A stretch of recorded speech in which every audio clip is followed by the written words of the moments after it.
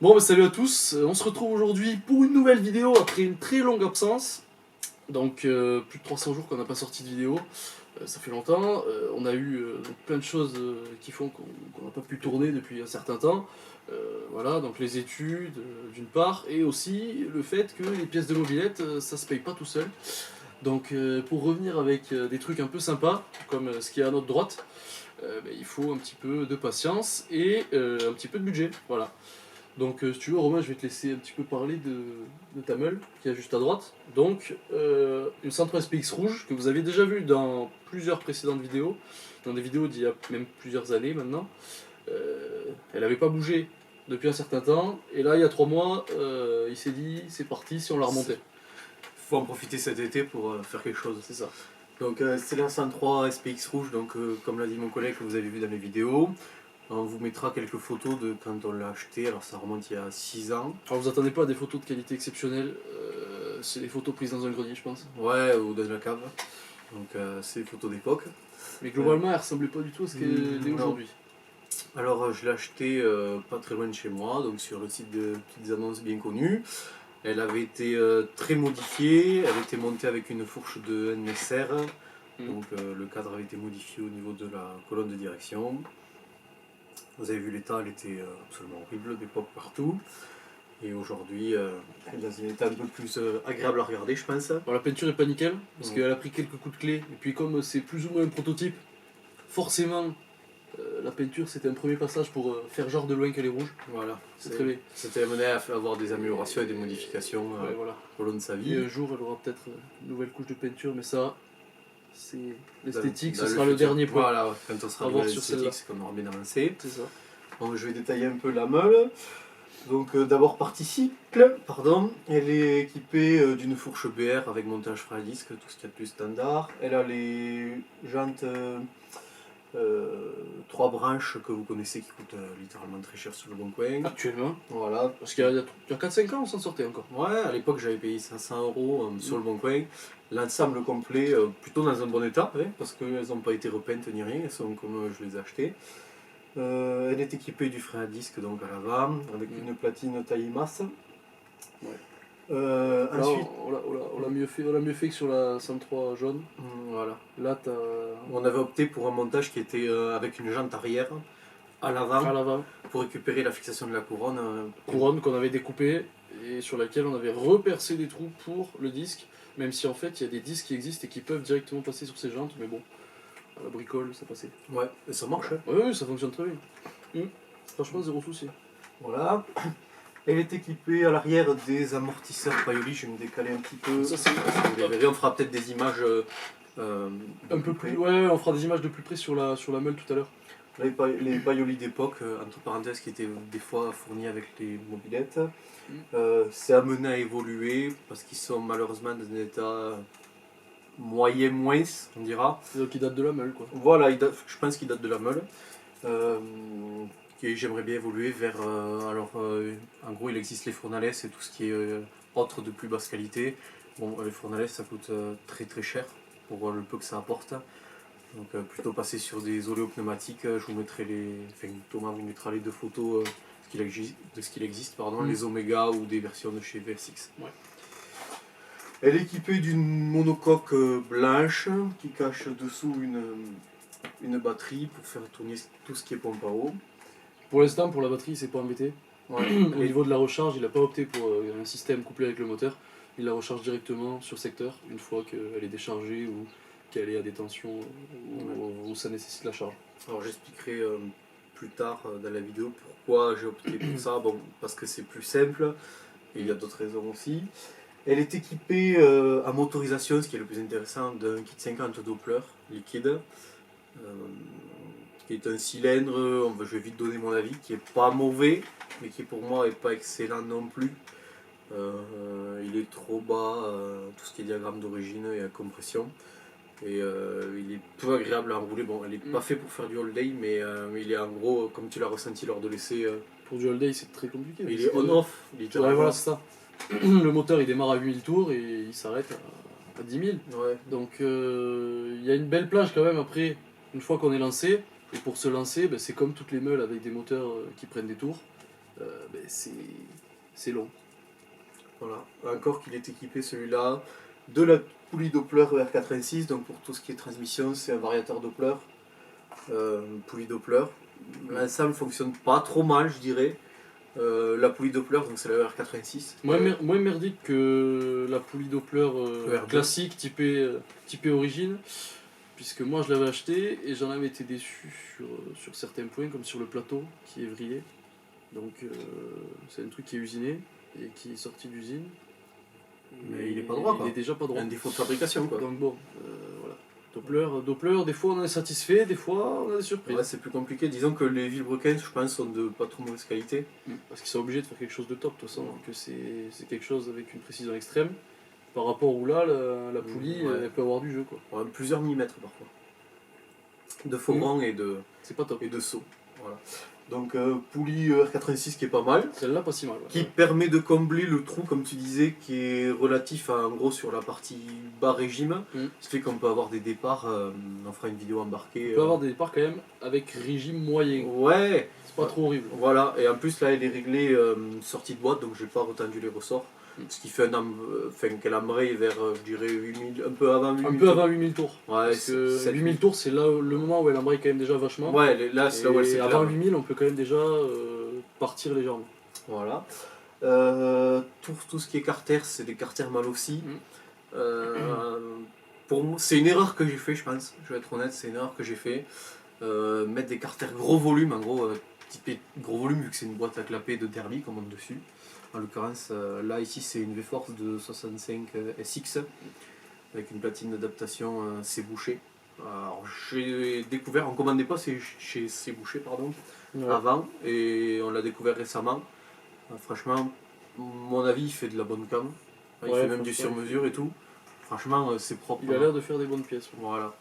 Donc ça c'est le petit goût, si vous voulez commander chez lui, c'est bon. T'avais même hésité un jour à partir sur la poulie.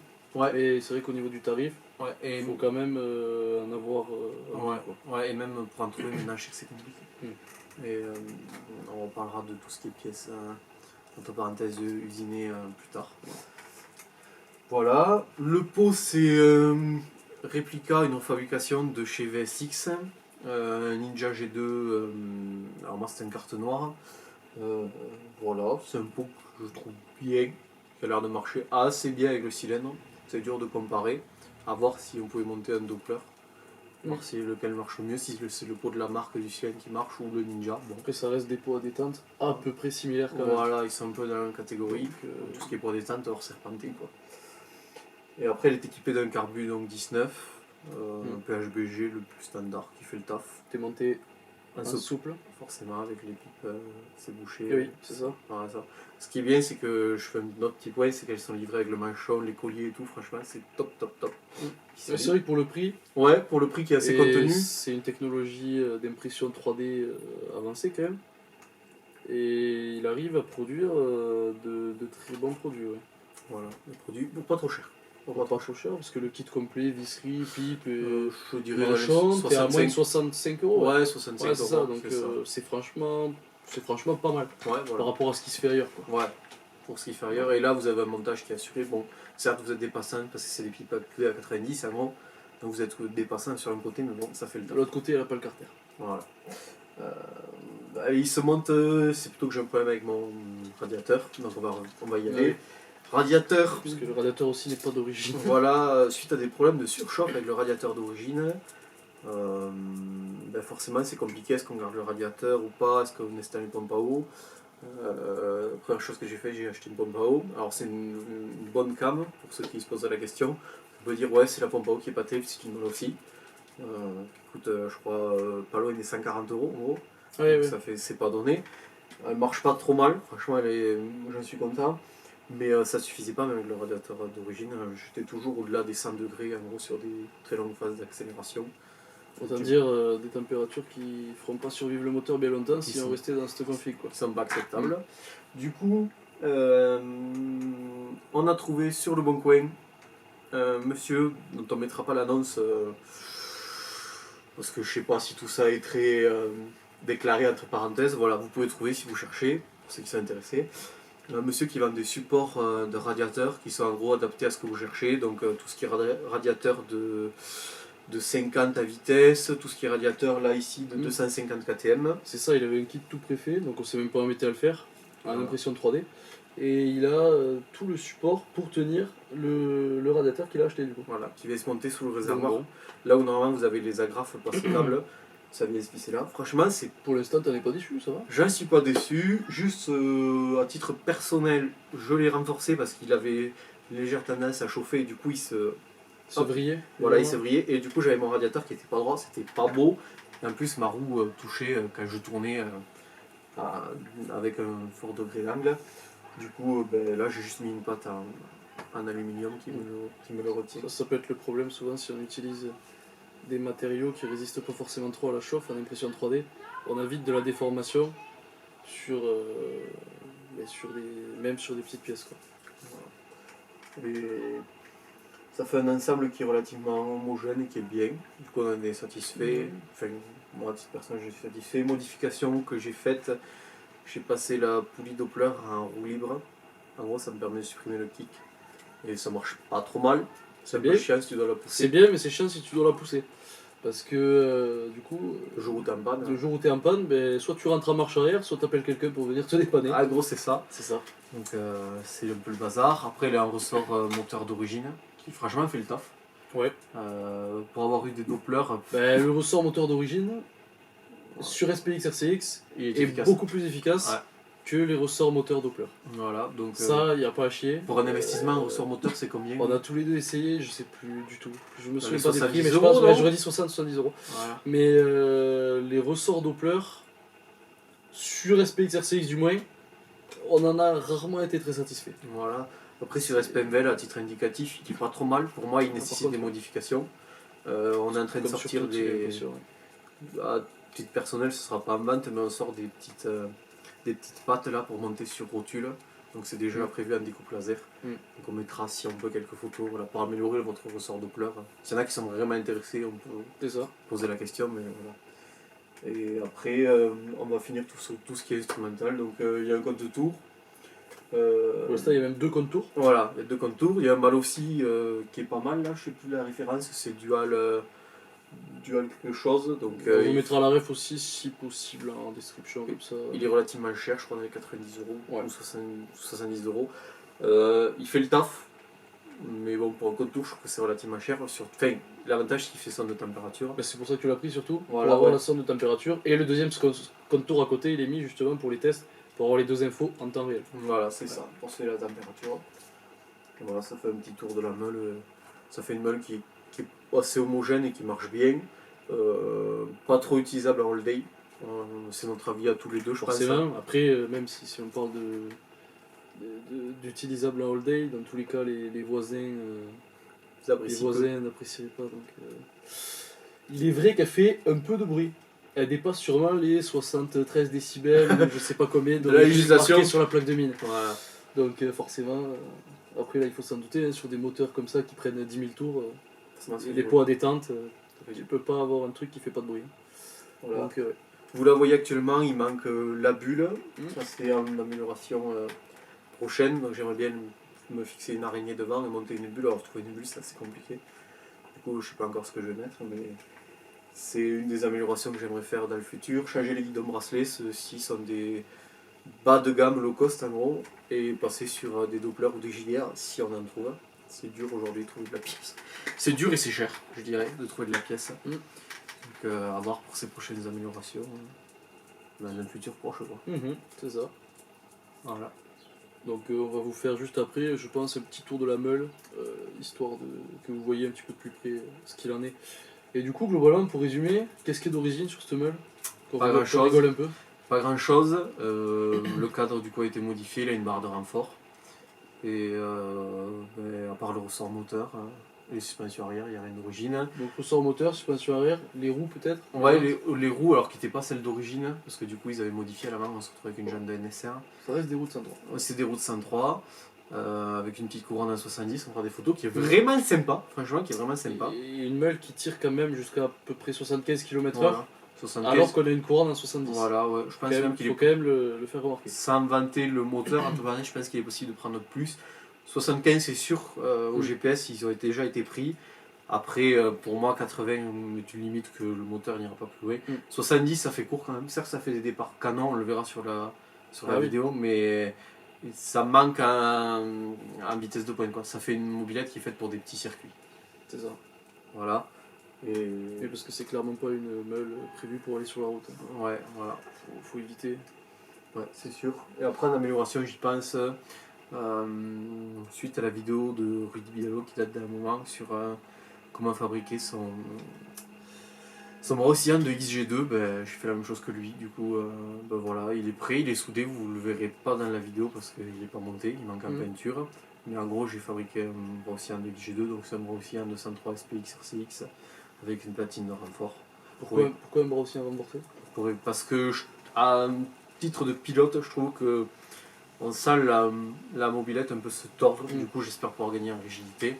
Ça, plus les amortisseurs et un vérin de direction. Et je pense qu'on devrait être bien calé, avoir un ensemble qui tourne bien. Bon, mais c'est top.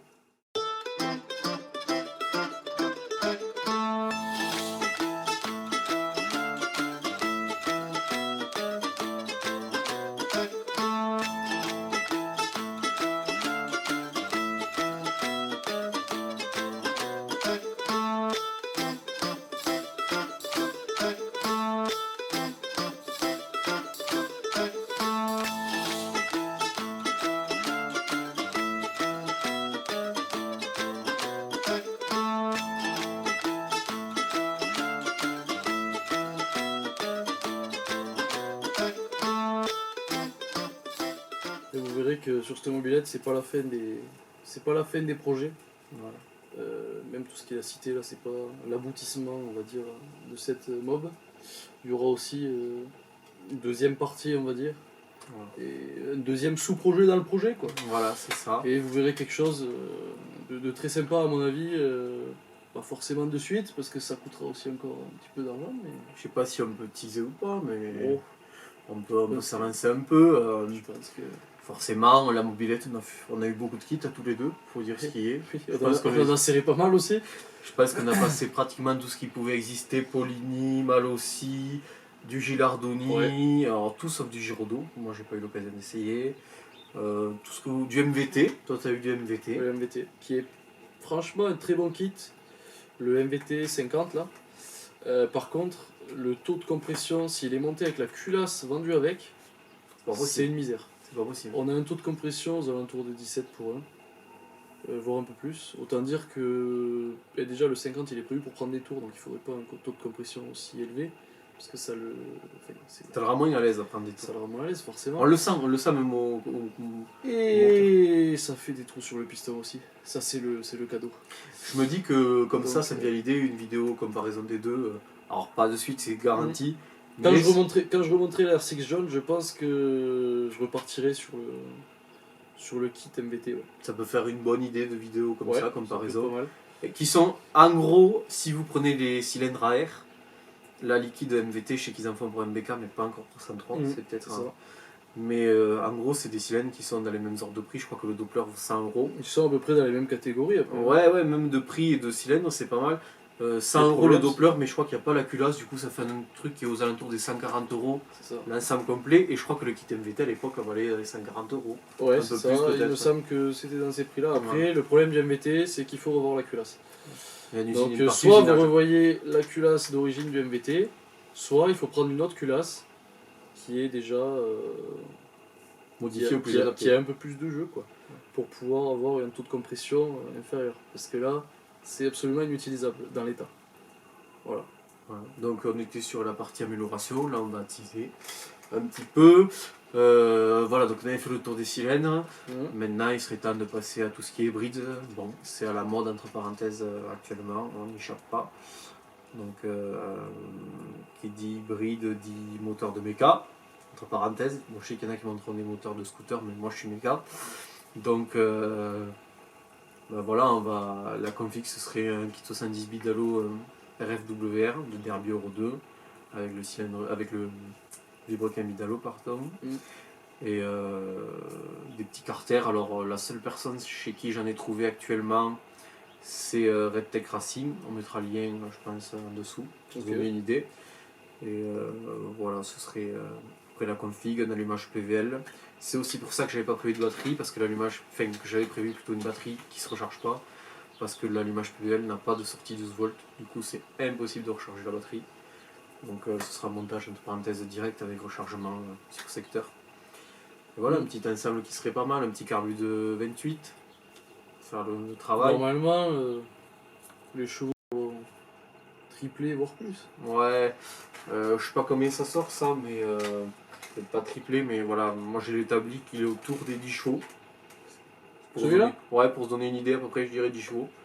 Faut pas gonfler Ouais, les chiffres, je vais pas dire 25 s'il en fait 10. On part déjà sur une belle config, après on n'a pas de bonne test. Donc Voilà, ces chiffres, ça peut être 8 comme ça peut être 12. Voilà, c'est Abista, mais bon, ça donne une référence, je dirais. Ouais, ouais. On est quand même sur un moteur qui commence déjà à en envoyer, quoi. Voilà, après il est pas préparé. Non, il est stock. Voilà, à voir. Pour moi, il y a du gros travail possible dans le cylindre.